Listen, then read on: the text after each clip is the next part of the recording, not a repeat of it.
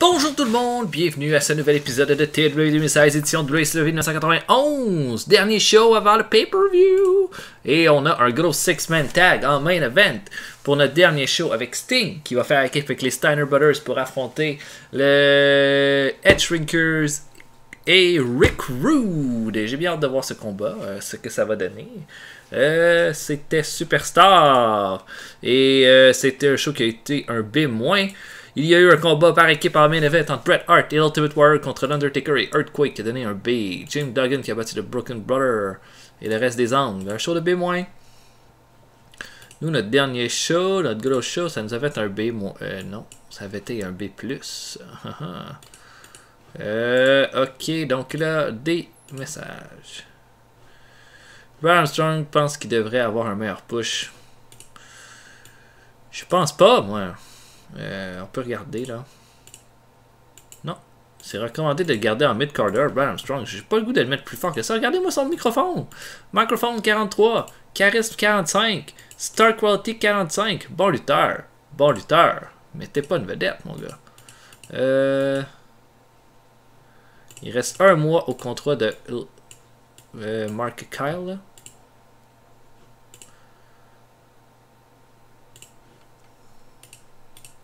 Ouais, on peut le garder en paper appearance, mais on va l'augmenter un peu de 600$ au lieu de 428. Les signatures, Bob Cloud, qui accepte de signer avec nous. Et quand Bob Cloud va être signé, on va le mettre à la place de... la place de Gordon Solie. Voyons. À Main Event. Il va également falloir que je retrouve un meilleur color commentator. MyMTA est pas mal le meilleur que j'ai, mais il est juste 69. C'est pas super bon. Color, il est juste 69 en color commentating. Il est pas très bon.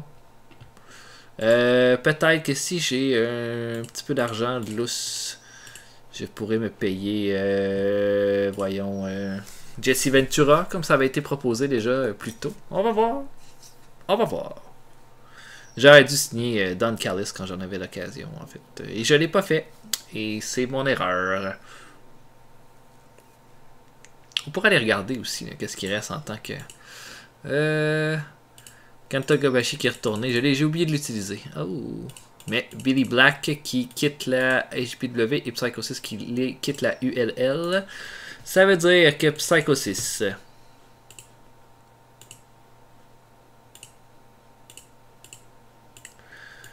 Psycho 6, on va t'envoyer au PP. Et Billy Black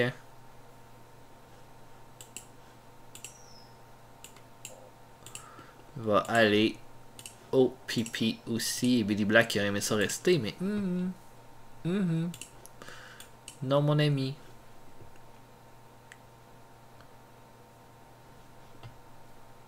On va voir ce qu'on peut faire. Peut-être que Billy Black va pouvoir rester...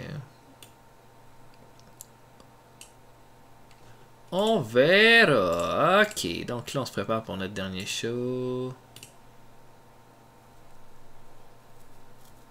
Des incidents. On est au Lawrence Joel Coliseum ce soir. Ok, c'est quoi l'incident? Oh mon dieu, plein d'incidents. Dick le Bruiser. Bon, Dick le Bruiser qui est arrivé complètement chaud. Dick the Bruiser turn up clearly hangover as the temporary enough. Donc il est arrivé complètement hangover. Je pense que...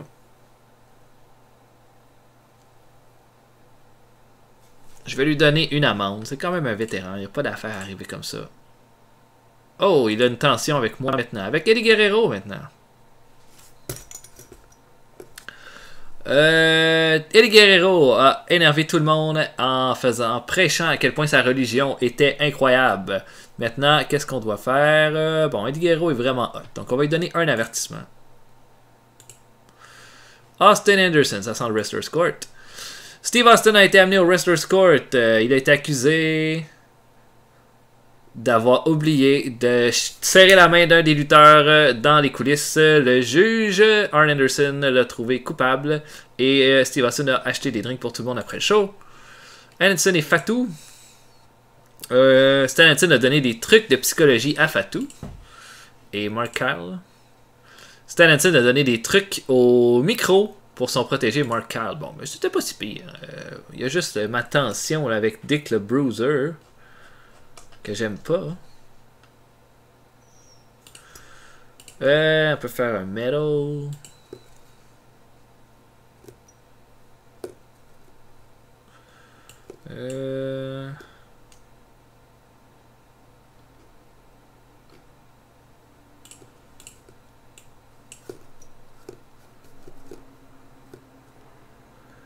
Si mettons Edguero et le Patriot.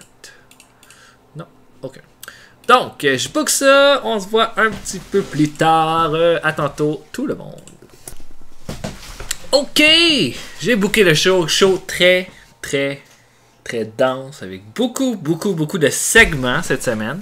Mais c'est pas grave. Je me suis dit, je voulais vraiment là, bien fignoler toutes mes rivalités avant la fin de avant le pay-per-view. La rivalité que j'ai plus laissée de côté pour ce show-là, c'est celle entre Sting et Rick Rude. Parce que je l'ai beaucoup développé durant les dernières semaines. Puis que je leur donnais le main event avec les Steiner Brothers contre les Head Shrinkers. Donc je me suis dit, je vais laisser plus de place à d'autres gars, à d'autres rivalités. Surtout celle, j'ai donné beaucoup de place à celle de Ric Flair et de Luger. Là. Je pense que je leur ai donné un bon 12 minutes. Puis celle entre Vader, Pillman et Z-Man. Donc pour les pre-shows, j'ai pris Marcus Bagwell dans mon développement, je l'ai mis contre le Sergeant Buddy Lee Parker. J'utilise jamais Buddy Lee Parker, donc je l'utilise là, j'ai donné une petite victoire contre Bagwell. On va voir c'est quoi les niveaux de Bagwell aussi, parce que je pense qu'on l'a jamais appelé. Damien Kane puis Bobby Knight, c'est deux gars que j'ai pris des talents locaux. Bobby Knight, il a l'air de ça, pas l'air très bon, mais ça a l'air d'un gros lutteur, donc un vilain garçon. Puis Damien Kane, ça a l'air d'un pas pire brawler. Il me dit rien pantoute, mais j'imagine que c'est un visage connu, là, je sais pas.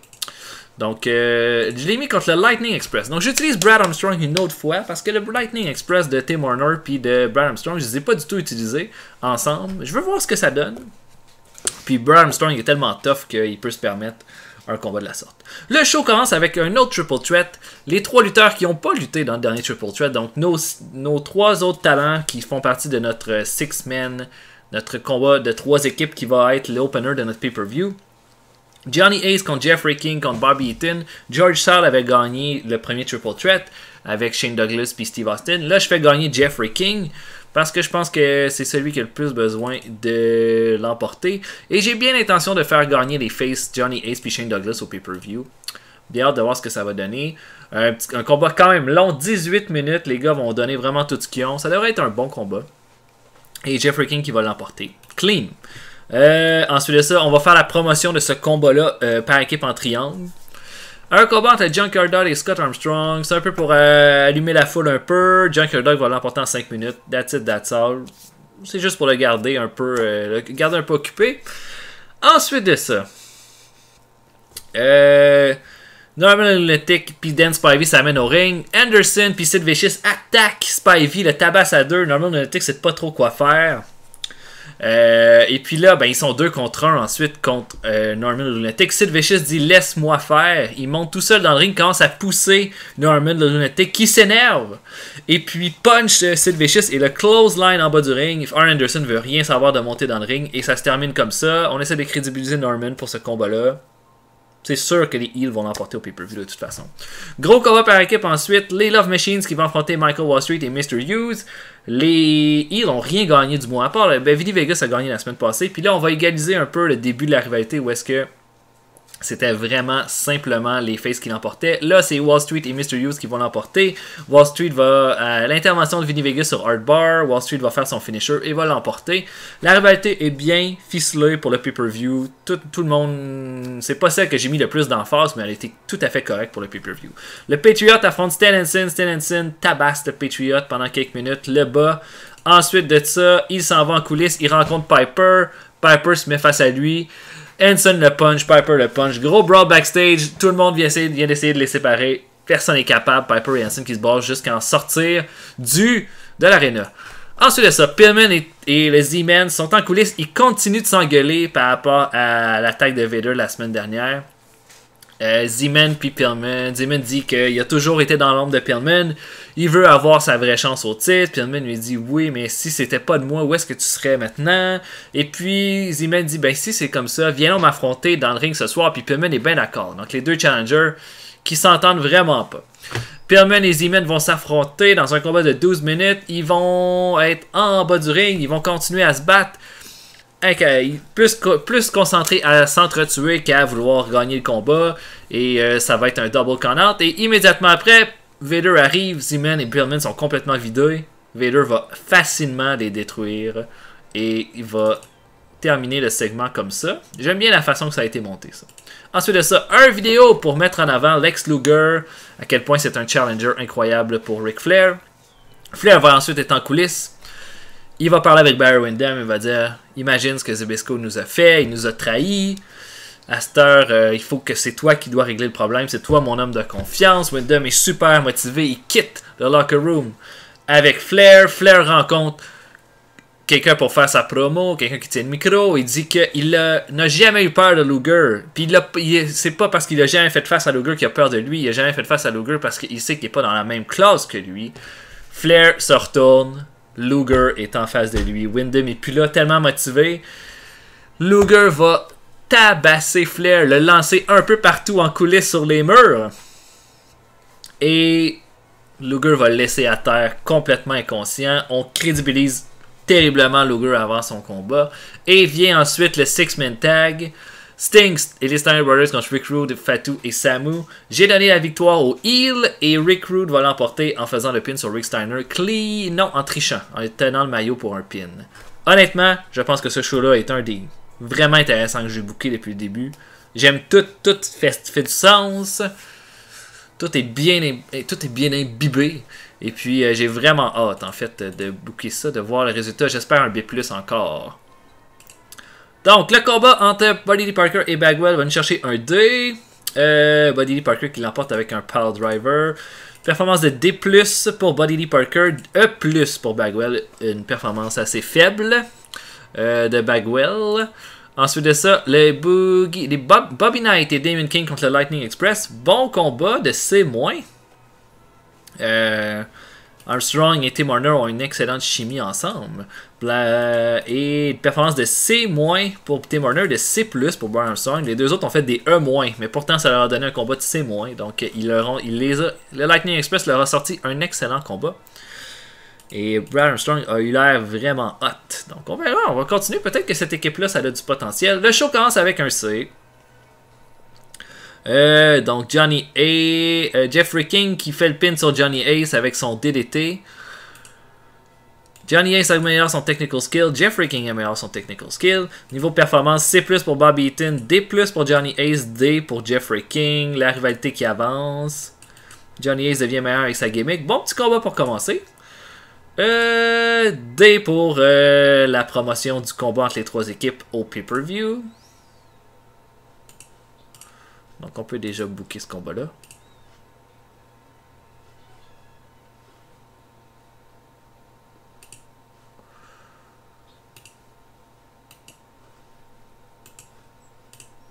Donc la première équipe, Johnny Ace.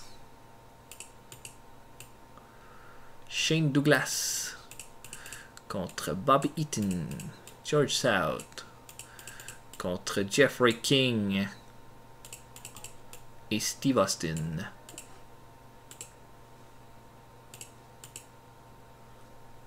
Ça, on book ça pour Clash of the Champions.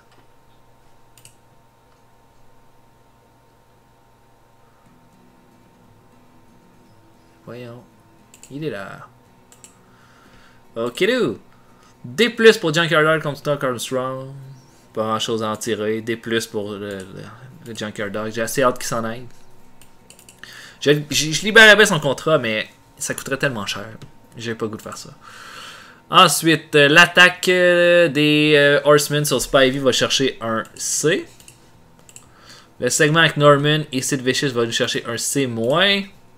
Ça va. C pour les Love Machines contre Wall Street et Mr. Hughes. C'était assez à attendre. Mr. Hughes n'est pas un super lutteur. Par contre, des performances de C pour toutes les autres. bien content, bien content. Mysterious était le point, le maillon faible de ce. Mais la rivalité qui gagne du Heat. Le combat entre Patriot et Stan Hansen va chercher un C+, une bonne performance de Hansen avec un B-, D- pour le Patriot. Le brawl entre Piper et Hansen ensuite va nous chercher un B. Donc là, on commence avec des bonnes performances. Le segment entre Pillman et Z-Man qui se bookent un contre l'autre va chercher un C+.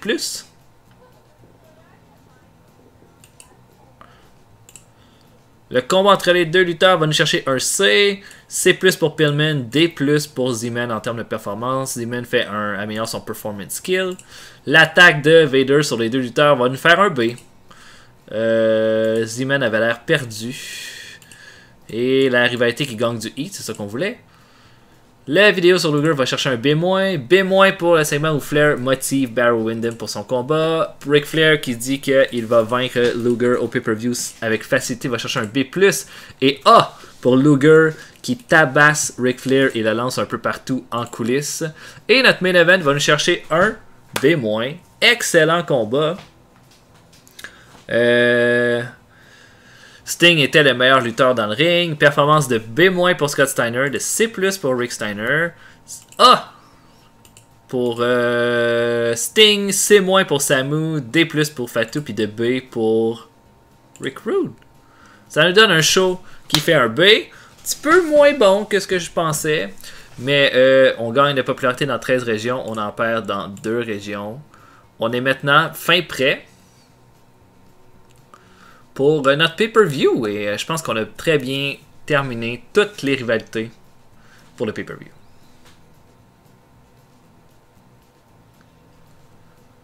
On va regarder nos emails. En fait, d'abord, on a eu 14 407 fans qui sont venus à notre show. Notre feedback a été excellent. All American Wrestling, eux, a fait un C. Et il y a eu beaucoup de fédérations qui ont fait de quoi. Ok, on va regarder d'abord les nouvelles. Fatu. Des vétérans de l'industrie ont dit qu'ils ont une très haute opinion de Fatu.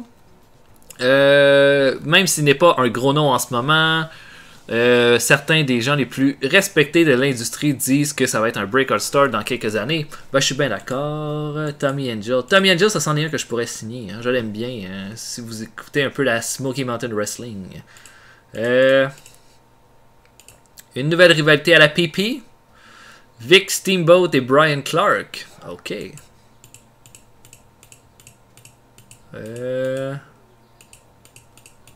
Pas mal ça.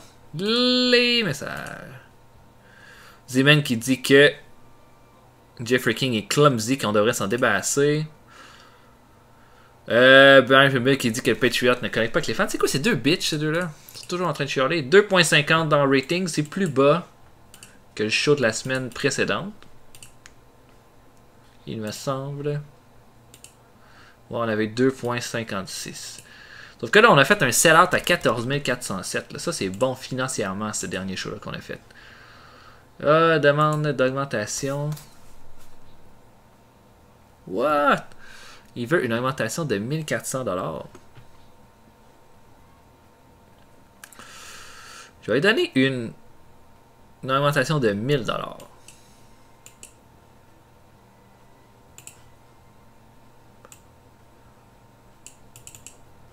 Ok, donc là, on est prêt pour notre pay-per-view. On peut déjà se booker quelques combats. Lex Luger contre Ric Flair. Un combat, je pensais faire un petit combat spécial entre Zbyszko et Barry Windham. Quelle sorte de combat on pourrait faire? Iron Man, Hardcore, un First Blood match entre Barry Windham et Larry Zbyszko.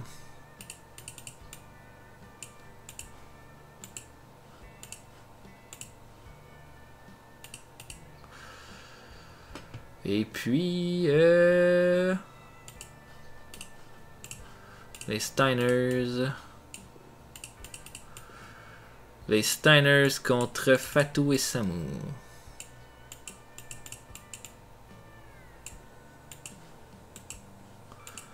J'aimerais ça faire gagner les Edge Shrinkers, mais j'ai comme l'impression que les Steiners vont refuser de perdre contre eux autres. Donc, on verra.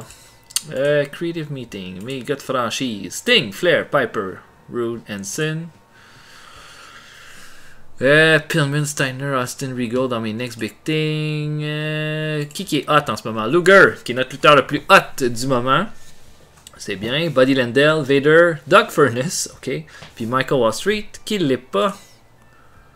Johnny Ace puis Douglas le sont vraiment pas. Fait qu'il va falloir les monter, là. On les a pas fait gagner assez, en fait. Time Decline, il y a Michael Ace qui s'est ajouté à ça. Les Hidden Gems. Est-ce que c'est Ahmed Johnson qui est en train de licher ses totons? Je sais pas. En tous les cas, j'espère que vous avez apprécié.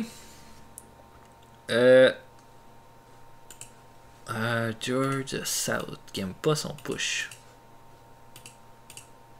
On va le mettre en lower mid-color.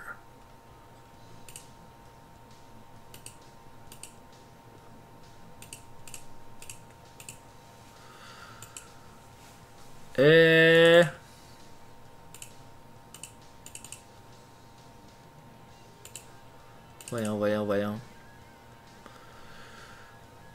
Oh, Little Harry qui pense qu'il devrait être plus haut aussi. Ah ouais, lower mid-color.